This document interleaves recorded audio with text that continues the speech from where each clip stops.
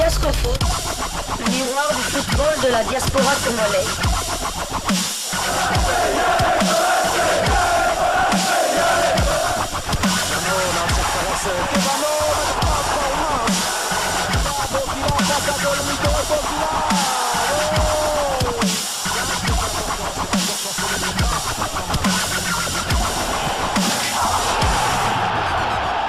Diascofoot, le miroir du football de la diaspora congolaise. Bienvenue dans Diascofoot, les miroirs du football de la diaspora congolaise. Dans ce numéro de Diascofoot, nous allons commencer par la Championship, la deuxième division anglaise de football, pour parler de Benik Afobe et son club de Millwall. C'est un début parfait pour cette formation. C'est un début rêvé pour la formation de Millwall. Début réussi pour Benik Afobe et son club. Donc, dans la nouvelle saison 2022-2023, de la deuxième division anglaise. Donc, l'international congolais titulaire a participé à la victoire de son club 2-0 devant la formation de Stoke City lors de la première journée. Ayant joué toute la rencontre, Benik Afobe, certes, n'a pas marqué, mais a été présent sur plusieurs phases de jeu dans cette rencontre qui l'opposait à son ancien club. Donc voilà, Stoke City. Grâce à ses succès, Millwall occupe forcément la première place ex aequo avec d'autres clubs qui ont gagné les rencontres donc de la première journée de la Championship. Donc on peut qu'être heureux pour Benik Afobe qui semble comme un poisson dans l'eau dans cette formation de Millwall pourvu que ça continue. Restons en Championship, pour vous donner des nouvelles des autres binationaux congolais qui évoluent dans cette division, en deuxième division anglaise. Marc Bola et son club, les Middlesbrough, accrochés par West Bromwich Albion.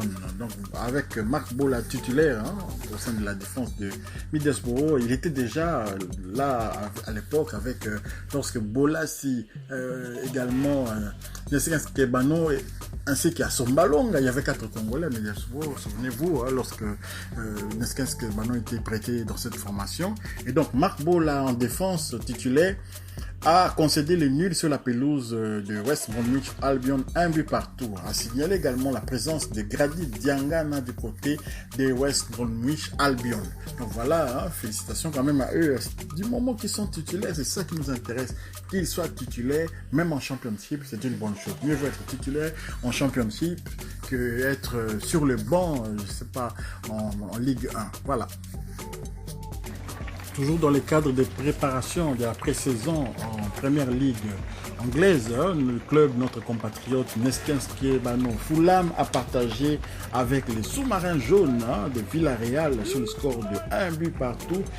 Cette rencontre vient sanctionner la fin de la pré-saison du club londonien qui retrouveront la première ligue samedi prochain contre Liverpool. Donc voilà, la tâche ne sera pas facile, mais c'est merveilleux pour nous. On va pouvoir voir à l'œuvre Nesken Skebano contre une formation comme Liverpool et que Dieu fasse qu'il puisse marquer. Ce serait quand même intéressant pour nous. Ce serait quand même très intéressant parce que on va suivre ces matchs-là avec passion, malgré que Sadio Mané n'est plus du côté de cette formation. Mais certes, Nesken Skebano et surtout Mitrovic, ils vont tenter de faire un résultat positif contre cette formation de Liverpool.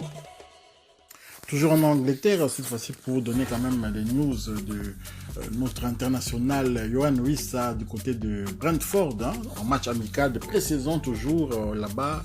La première ligue n'a pas encore commencé, donc Brentford a battu les Betis de Séville par 1-0. Wissa a été titulaire, il est sorti à la 83e minute de jeu.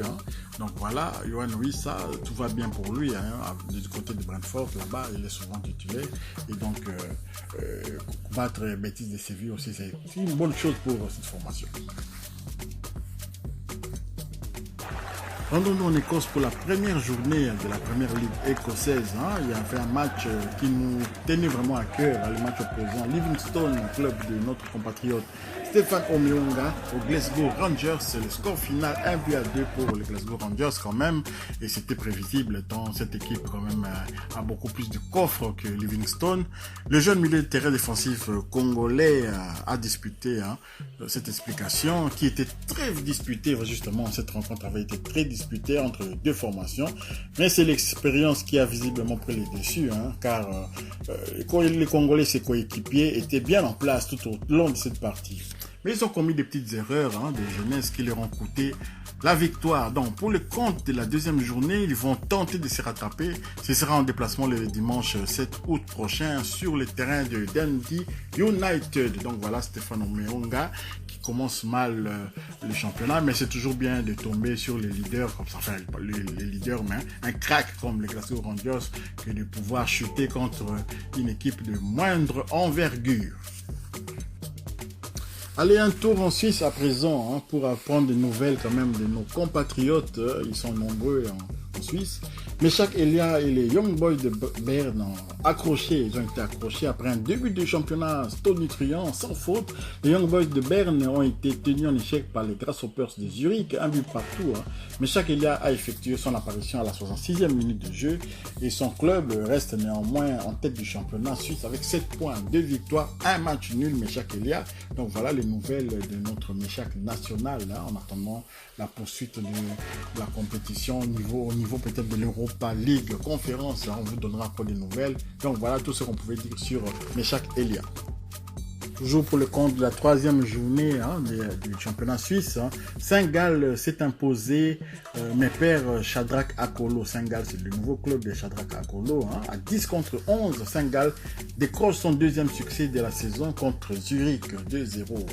Donc, monté en jeu, Shadrach Akolo a été contraint de céder sa place 9 minutes plus tard suite à une blessure. Jonathan Okita était titulaire du côté de Zurich. Donc voilà, c'est un match que on vous avait déjà fait un peu l'introduction de cette explication entre Shadrach Akolo et Jonathan Okita. Et donc voilà, ça a tourné court pour Shadrach Akolo. Il a à peine joué 9 minutes et puis il s'est blessé. On ne connaît pas encore la gravité de cette blessure, mais on va suivre ça de très près. Donc voilà, victoire quand même sur de 2-0 de Saint-Gall face à Zurich, le club de notre compatriote Jonathan Okita. Pour clore les chapitres suisses, nous allons nous rendre maintenant en Challenge League dans la D2 suisse. Troisième journée, le club qui nous intéresse, c'est le l'AC Bellinzone qui a perdu 1-4 contre Stade Lausanne-Auchy. Voilà, c'est le match qu'on vous avait programmé déjà. On avait parlé déjà de cette rencontre-là lors de notre dernière intervention. Joël Kiassoum a joué toute la rencontre pour la troisième fois consécutive, mais là vraiment il a ramassé une valise, 1-4. C'est pas vraiment une très bonne chose. Donc Bellinzone est 6e en Challenge League. Une victoire, 1 nul, une défaite, 3 buts marqués, 5 buts encaissés. Joël Kiassoum et Bellinzone, voici ses stats.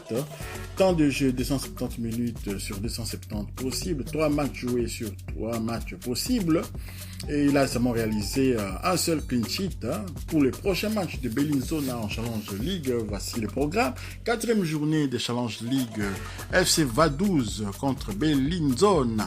C'est le dimanche 7 août 2022 à 13h15 heure de Kinshasa, si cela vous intéresse, 14h15 heure de Lubumbashi. Et ça va se jouer au Rheinpark Stadion. Donc voilà, le club de Vaduz a chuté en deuxième division, mais c'est pas un problème.